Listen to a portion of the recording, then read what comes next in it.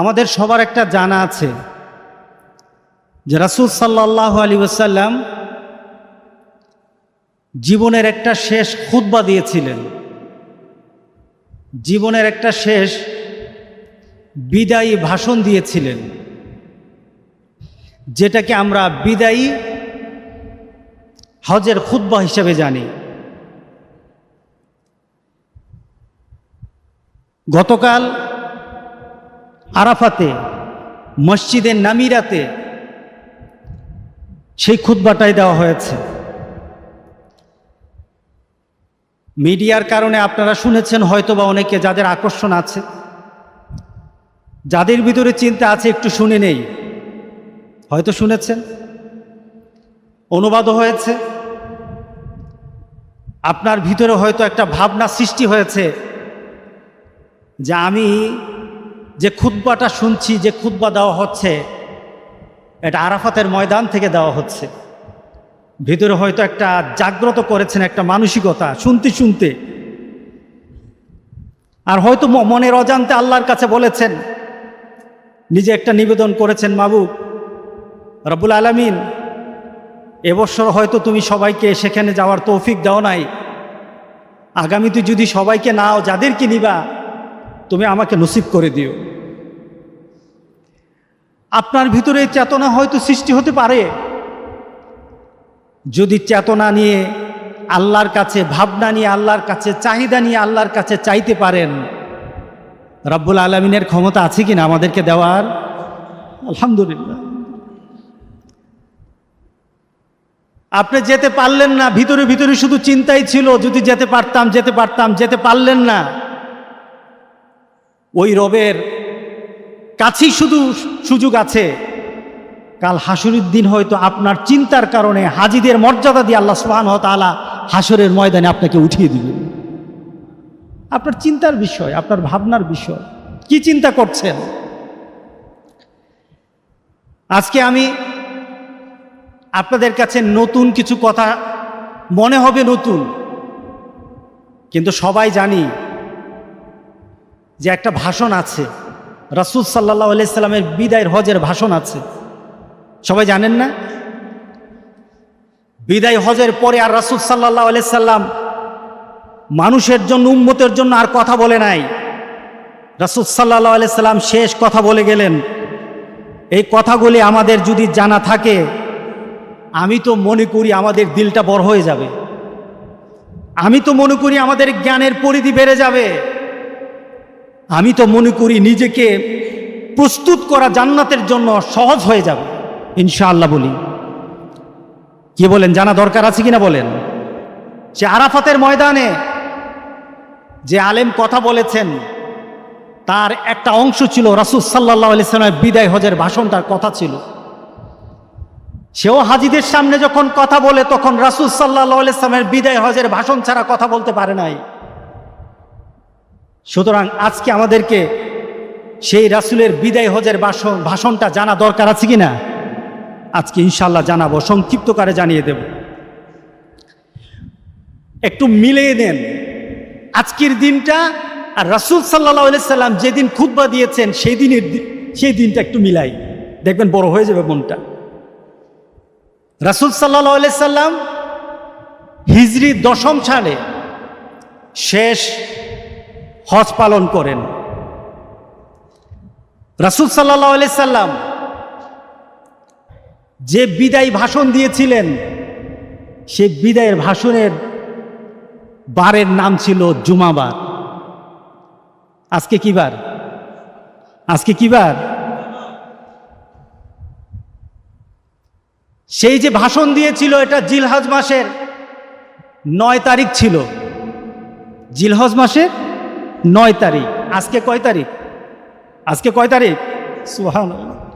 জুমাও মিলে গেছে, 9 তারিখও মিলে গেছে। আজকে সেই রাসূলের কথাগুলি আপনাদের কাছে শোনাতে চাই। আমি তো মনে করি প্রত্যেকটি মুমিনের রাসূল সাল্লাল্লাহু আলাইহি সাল্লামের বিদায়ের ভাষণ মুখস্থ রাখা দরকার, প্রত্যেকটি মানুষের মুখস্থ রাখা দরকার।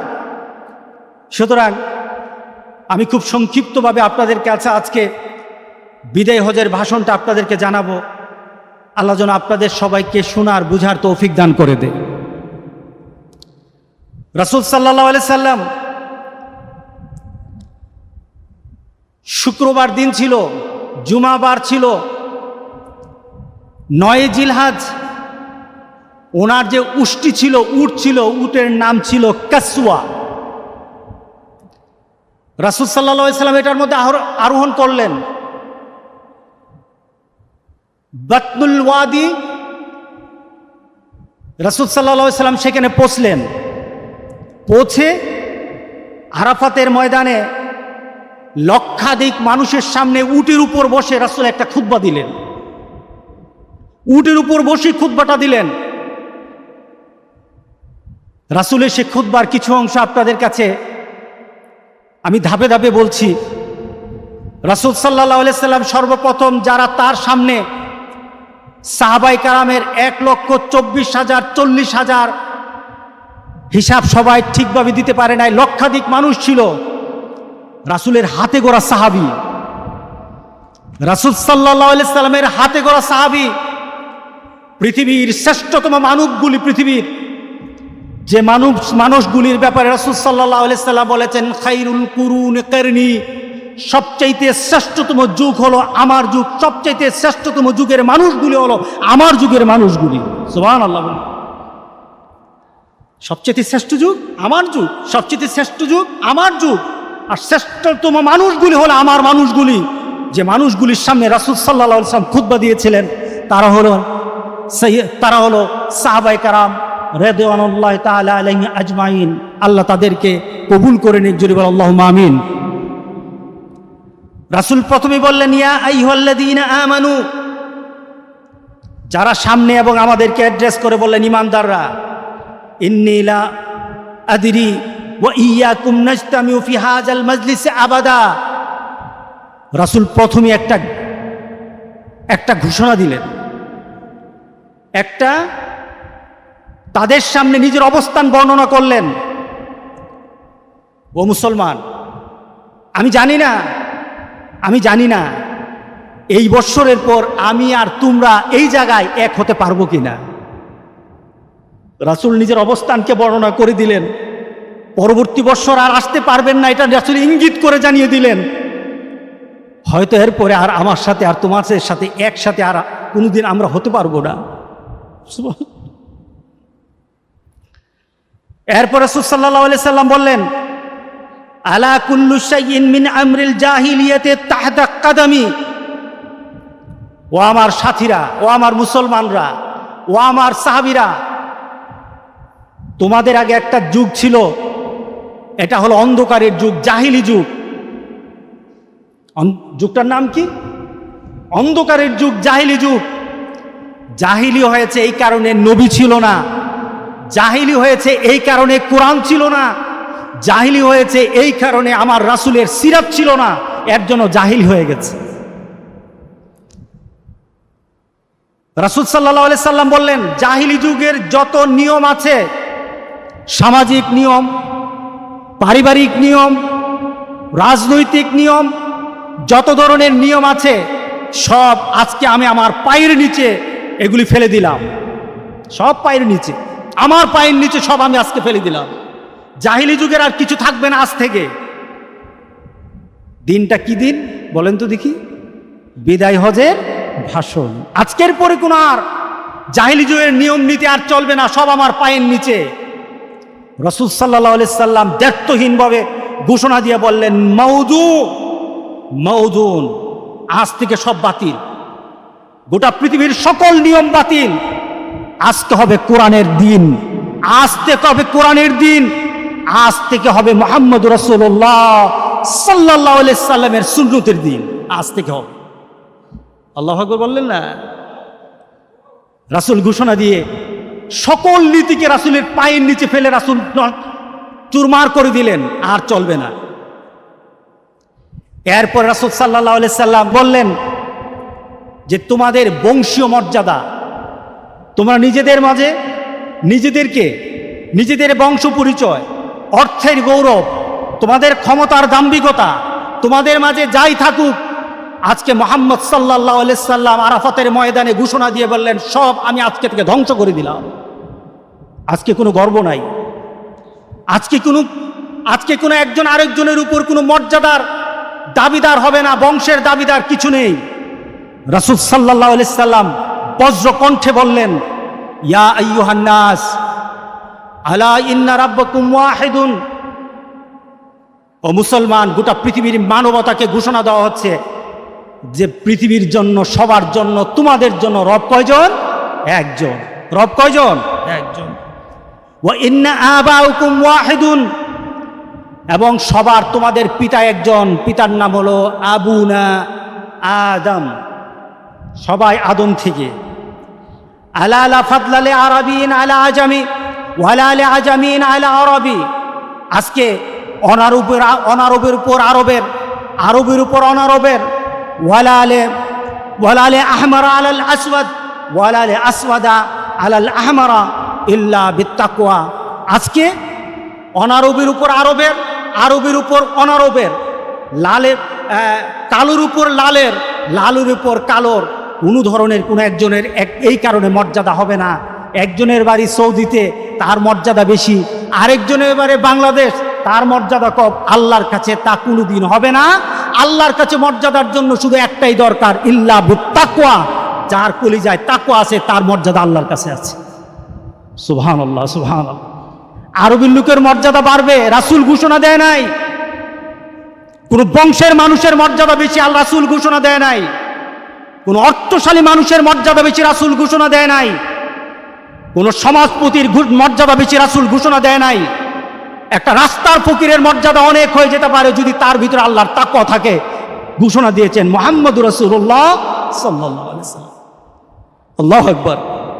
আচ্ছা, আমি আপনাদেরকে আজকে বলি তো, রাসূলের এই ঘোষণার পর আমাদের অন্তরে নিজের মর্যাদা সম্পর্কে, নিজের সম্পর্কে আল্লাহর কাছে আমাদের মনের চাহিদা, মনের ইচ্ছা, মনের আবেগ বাড়ে না কমবে?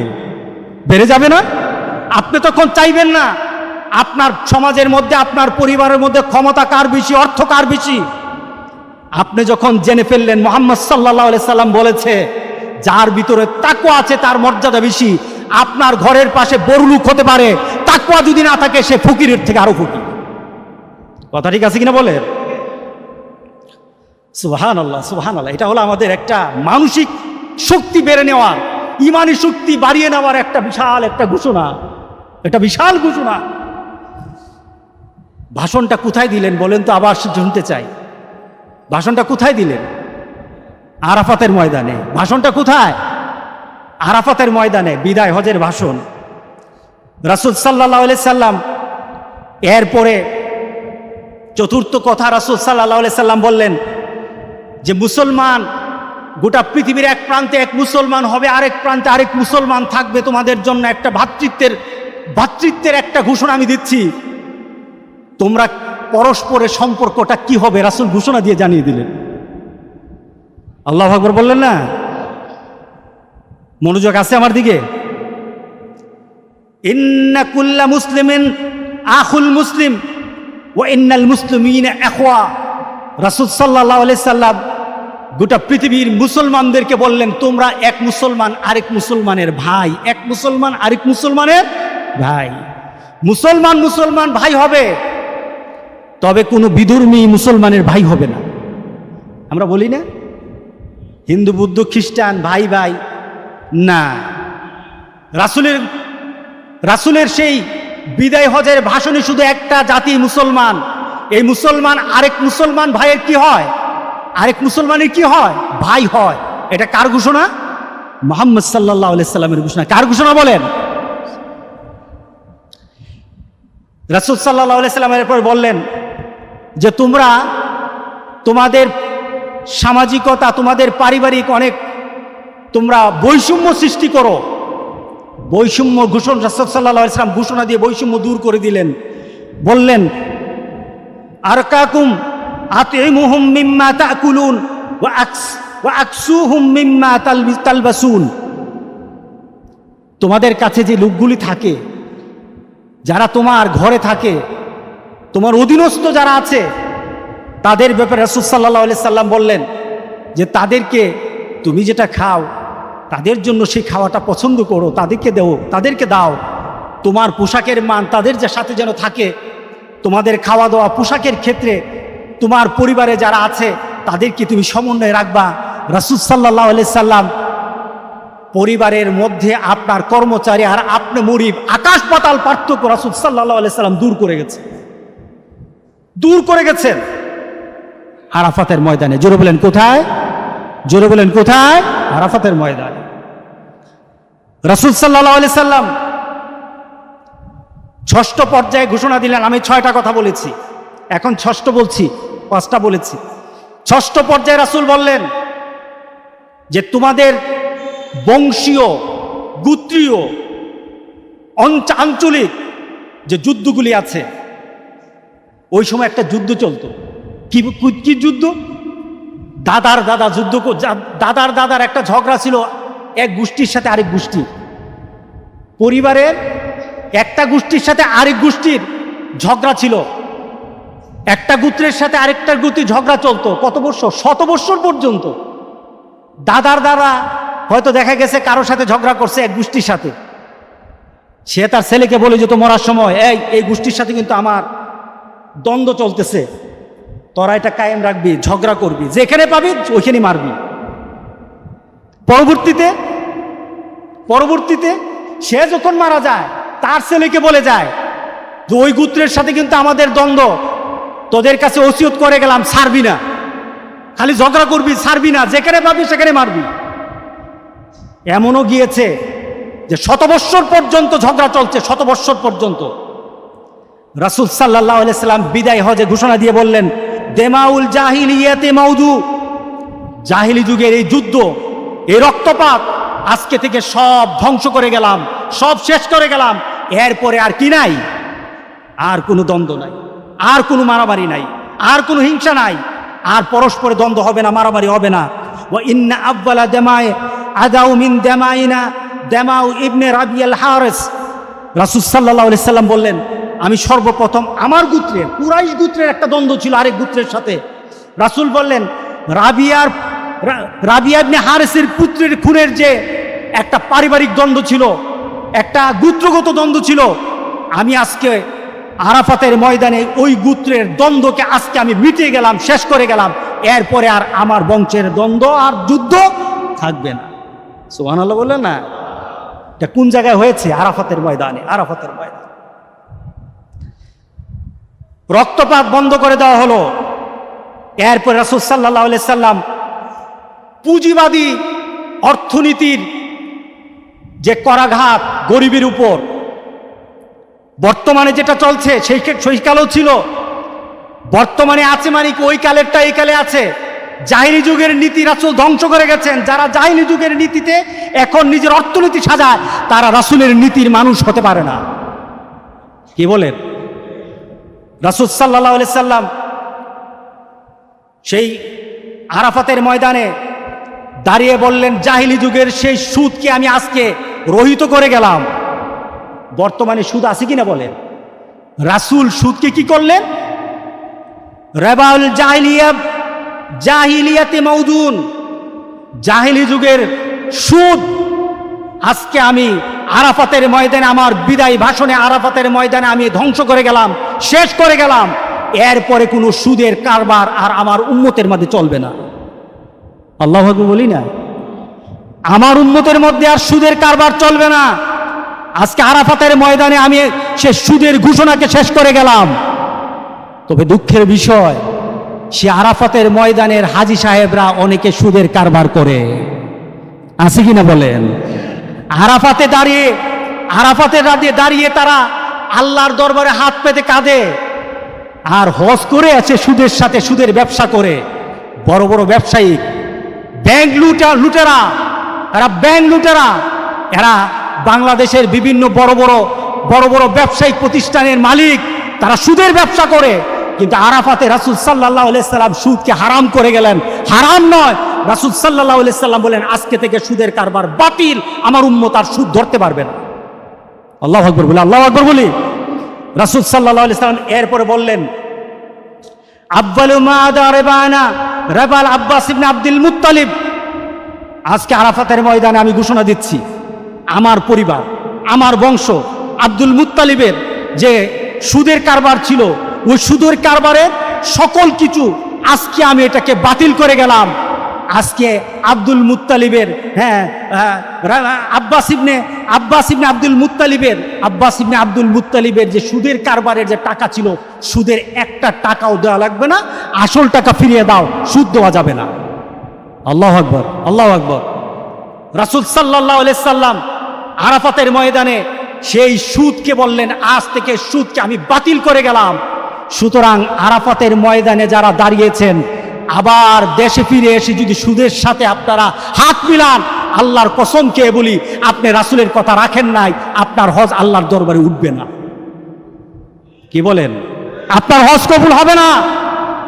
কারণ বিদায় হজের ভাষণ ছিল আমার রাসূলের, কিয়ামত পর্যন্ত প্রত্যেকটি উম্মতের জন্য দিক নির্দেশনা।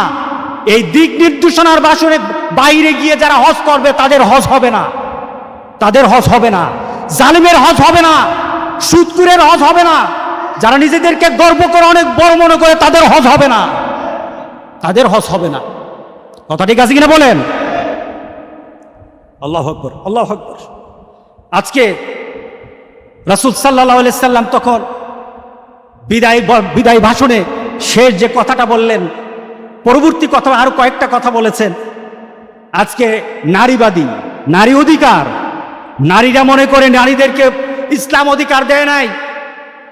ও নারী, তুমি তো আমার মা।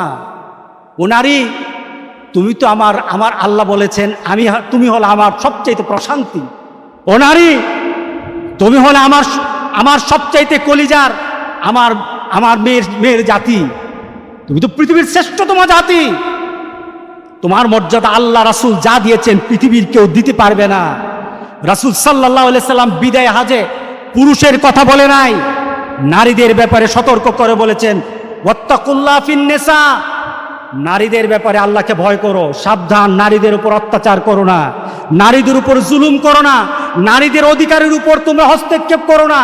নারীদের যে অধিকার আছে অধিকার ফিরিয়ে দাও, মর্যাদা ফিরিয়ে দাও, সম্মান দাও। তোমার মা, তোমার স্ত্রী, তোমার মেয়েকে সবচাইতে মর্যাদা দাও। আল্লাহ তোমাকে দুনিয়া, তোমার আখিরাতে শান্তির ব্যবস্থা করে দিবেন। কে বলেছেন? মুহাম্মদুর রাসূলুল্লাহ। কখন বলেছেন? বিদায় ভাষণে বলেছেন। ভয় করো আল্লাহকে। এরপর রাসূল সাল্লাল্লাহু আলাইহি সাল্লাম বললেন, ইন্না লাকুম আলা নিসাইকুম হাক্কা ওয়া লাহুম আলাইকুম হাক্কা। তোমাদের যেমন নারীদের উপর হক আছে, নারীরাও তোমাদের উপর হক আছে বলেছেন মুহাম্মদুর রাসূলুল্লাহ। এরপর রাসূল সাল্লাল্লাহু আলাইহি সাল্লাম বললেন যে আরবের যারা বিভিন্নভাবে মানুষের উপর অত্যাচার করে, বিভিন্নভাবে মানুষের উপর অত্যাচার করে, গরিবের উপর বড় লোকের অত্যাচার, ক্ষমতাসীন যারা দুর্বল তাদের উপর অত্যাচার, শাসক সবচাইতে দুর্বল দুর্বলের উপর অত্যাচার। রাসূল সাল্লাল্লাহু আলাইহি সাল্লাম এই ঘোষণা দিলেন সেই রাসূলের বিদায় ভাষণে, ইন্না দিমাকুম ওয়া আমওয়ালুকুম আলাইকুম হারাম কাহুরমাতি ইয়াউমিকুম হাদা ফি শাহরিকুম হাদা ওয়া ফি বালাদিকুম হাদা ইলা ইয়াউমি তালকাউনা রাব্বাকুম। আজকের দিনটা কি দিন ছিল? আরাফাতের দিন। 9 তারিখ কি দিন? জোরে বলেন না, 9 তারিখ কি দিন? আরাফাতের দিন কোন দিন ছিল? গতকাল। আজকে আমাদের কিন্তু 9 তারিখ, কিন্তু সৌদি আরবের কবে ছিল? গতকাল ছিল। এটা হলো আরাফাতের দিন। আরাফাতের দিন সবচাইতে মর্যাদার। আজকের দিনের যেমন মর্যাদা, আজকের জিলহজ্জা মাসের যেমন মর্যাদা, এই শহরের মক্কাতুল মুকাররমার যে মর্যাদা, ঠিক মানুষের রক্ত আর মানুষের সম্মান আর মানুষের সম্পদ, এটার মর্যাদা ঠিক ওই ধরনের। তোমার ইচ্ছা হলো কারো রক্ত ঝরাতে পারবা না, তোমার ইচ্ছা হলো কারো মাল নষ্ট করতে পারবা না, তোমার ইচ্ছা হলো কারো সম্মান তুমি সম্মান তার হানি করবা পারবা না। এই শহরের মর্যাদা যেমন, এই মাসের মর্যাদা যেমন, আরাফাতের ময়দানের মর্যাদা যেমন, একটা মানুষের রক্তের মর্যাদা আল্লাহর কাছে তেমন। সুবহানাল্লাহ বললেন না? আপনারা আরাফাতের ময়দানে যারা হাজী সাহেবরা আছেন, সেদিন মানুষ পাগল হয়ে যায়, কিন্তু আল্লাহ রাসূল সেদিন আরাফাতের ময়দানে বলতেছিলেন মানুষের রক্তের মর্যাদা আরাফাতের ময়দানের মতো মর্যাদা, মানুষের সম্মানের মর্যাদা আরাফাতের ময়দানের মতো মর্যাদা, মানুষের মালের মর্যাদা আরাফাতের মাটির মতো মর্যাদা। সুতরাং আজকে সকল মর্যাদার আমি সম্মান দিয়ে গেলাম, ধ্বংস করো না। রাসূল সাল্লাল্লাহু আলাইহি সাল্লাম এরপর আরাফাতের সে খুতবার মধ্যে বলছেন যে, খারাপ লাগতেছে কথা বলি, আমি তো বললাম আলেমরা পর্যন্ত জানে না। রাসূল সাল্লাল্লাহু আলাইহি সাল্লাম এরপরে লক্ষাধিক মানুষ তাদের সামনে রাসূল সাল্লাল্লাহু আলাইহি সাল্লাম বললেন, ইন্নী কাদ তারাকতু ফীকুম মা লান তাদিল্লু বাদা ইন আসাইতুম বিহি কিতাবুল্লাহ। রাসূল সাল্লাল্লাহু আলাইহি সাল্লাম কিন্তু এখন আস্তে আস্তে নিজের অবস্থান, পরবর্তী সময়ে রাসূলের অবস্থা কি হবে একটু কথায় রাসূল কিন্তু জানিয়ে দিচ্ছেন। আল্লাহু আকবার, আল্লাহু আকবার।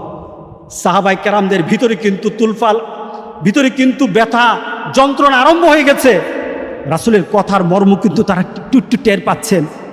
রাসূল বলতেছেন, আমি তোমাদের কাছে এমন একটা জিনিস রেখে যাচ্ছি, যদি এটাকে তোমরা আঁকড়িয়ে ধরো, তার মানে কি আমি রেখে যাচ্ছি, তার মানে কি আমি আগামী বছর হয়তো তোমাদের সাথে আর এক হতে পারবো না, আমি হয়তো আগামী বছর আর তোমাদের সাথে এক হব না, কিন্তু আমি তোমাদের জন্য একটা জিনিস রেখে যাচ্ছি, যেটা কি যদি তোমরা আঁকড়ে ধরো, এটার সাথে যদি থাকো, তাহলে কোনোদিন তোমরা পথভ্রষ্ট হবে না। সেটা হলো কিতাবুল্লাহ, এটা হলো আল্লাহর কিতাব। যার সাথে আল্লাহর কিতাব আছে, যেই সমাজে আল্লাহর কিতাব আছে, যেই ঘরে আল্লাহর কিতাব আছে, ওই পরিবার, ওই সমাজ কোনোদিন নষ্ট হবে না, ওই মানুষগুলি কখনো পথভ্রষ্ট হবে না, বলেছেন মুহাম্মদুর রাসূলুল্লাহ। ঘোষণা দিচ্ছেন আস্তে আস্তে।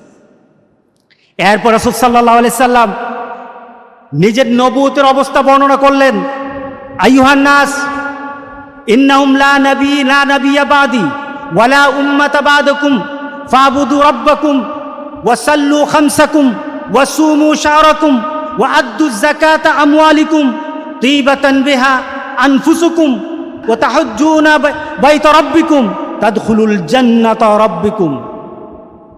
যে ঘোষণা দিলেন, ও গোটা পৃথিবীর মানুষ, আমার পরে আর নবী হবে না। দেখুন তো রাসূল কোন দিকে অগ্রসর হচ্ছে। লা উম্মাতা বাদাকুম, তোমাদের পরে আর কোন উম্মত নাই, উম্মতে মুহাম্মদই শেষ, আমার পরে নবী হবে না, আর তোমাদের পরে কোন উম্মত হবে না। 5 ওয়াক্ত নামাজ ঠিকভাবে আদায় করো, 5 ওয়াক্ত নামাজ ঠিকভাবে আদায় করো, রমাদান মাসের রোজাগুলি ঠিকভাবে রাখো, যাকাত দাও,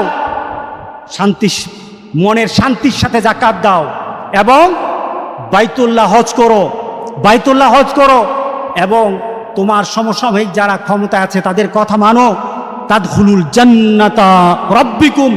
এগুলি যদি মানো, তাহলে আল্লাহ সুবহানাহু ওয়া তাআলা তোমাদেরকে জান্নাতে প্রবেশ করাবে, জান্নাত দান করে দিবেন। এরপর রাসূল সাল্লাল্লাহু আলাইহি সাল্লাম একটা ঘোষণা দিলেন। রাসূল সাল্লাল্লাহু আলাইহি সাল্লাম বললেন, ওয়া আনতুম মাসউলুনা আন্নী।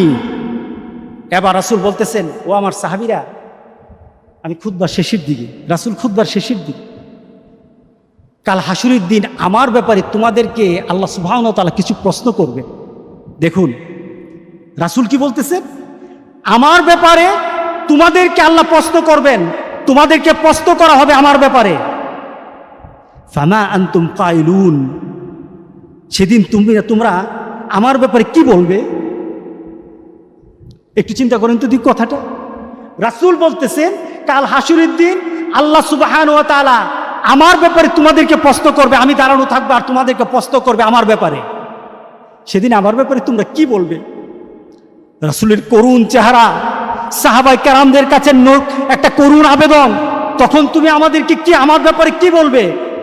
তখন সাহাবায়ে কেরাম বললেন, ক্বালু নাশহাদু আন্নাকা কাদ বাল্লাগতা ওয়া আদ্দাইতা ওয়া নাসাহতা।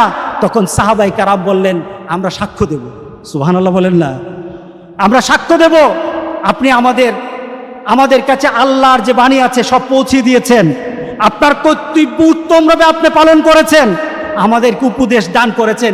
কাল হাসুরের দিন আল্লাহ সুবহানাহু ওয়া তাআলা আপনার ব্যাপারে আমাদেরকে যদি জিজ্ঞাসা করে, আমরা 100 লক্ষ মুসলমান, আমরা 100 লক্ষ আপনার উম্মত, আপনার পক্ষে আল্লাহর দরবার সেদিন সাক্ষী দেব ইনশাআল্লাহ। আল্লাহু আকবার বলেন না? আল্লাহু আকবার। রাসূল সাল্লাল্লাহু আলাইহি সাল্লাম, রাসূল সাল্লাল্লাহু আলাইহি সাল্লাম এটা হলো শাহাদাত আঙ্গুল, আকাশের দিকে উঠালেন। ইয়ারফাউহা ইলাস সামা, আকাশের দিকে রাসূল উঠালেন। সাহাবায়ে কেরাম একদিকে বলতেছে, ইয়া রাসূলুল্লাহ, আপনি আপনার আমানত ঠিকভাবে আদায় করেছেন, আমরা কাল হাসরের দিন আল্লাহর দরবারে সাক্ষ্য দেব।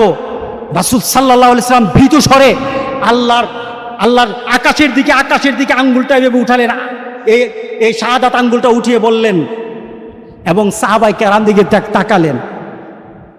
ইয়ানকুতুহা ইলান নাস, আল্লাহুম্মা আশহাদ, আল্লাহুম্মা আশহাদ, আল্লাহুম্মা আশহাদ। আয় আল্লাহ তুমি সাক্ষী থাকো, আয় আল্লাহ তুমি সাক্ষী থাকো, আয় আল্লাহ তুমি সাক্ষী থাকো। আমার উম্মতেরা আমার ব্যাপারে যা কথা বলেছে, যে আমি তাদের কাছে আমার কথাগুলি, তোমার দেওয়া কথাগুলি পৌঁছে দিয়েছি, তারা সাক্ষী দিচ্ছে আজকে আরাফাতের ময়দানে তারা সাক্ষী দিচ্ছে। মাবুদ, সেই সাক্ষী তুমি কবুল করো, কবুল করো, কবুল করো। যেন আল্লাহু আকবার। রাসূল আল্লাহর দরবারে সাক্ষী মানতেছে, সাহাবায়ে কেরামদেরকে সাক্ষী মানতেছে যে আল্লাহ তুমি সাক্ষী কবুল করে নাও, সাক্ষী কবুল করে নাও, সাক্ষী কবুল করে নাও। এটা ছিল রাসূল সাল্লাল্লাহু আলাইহি সাল্লামের বিদায় হজের ভাষণ। আরও কিছু কথা আছে, কি বলেন? এই কথাগুলি মানা দরকার আছে কিনা বলেন? আপনি হজ করতে যান, বিদায় হজের ভাষণ জানেন না, দেখা যায় কি ওই বিদায় হজে আমার রাসূলের শেষ কথাগুলি আপনি পালন করতে পারেন না। হজ করার পরে, হজ করে এসে আপনি আবার সেই খারাপ কাজের মধ্যে মত্ত হয়ে যান, হজের কিছু জানেন না। এই হজ আপনাকে জান্নাতের সুসংবাদ দিবে না, দিবে না, দিবে না। কথা ঠিক আছে কিনা বলেন? আল্লাহ আমাদেরকে তৌফিক দান করুন।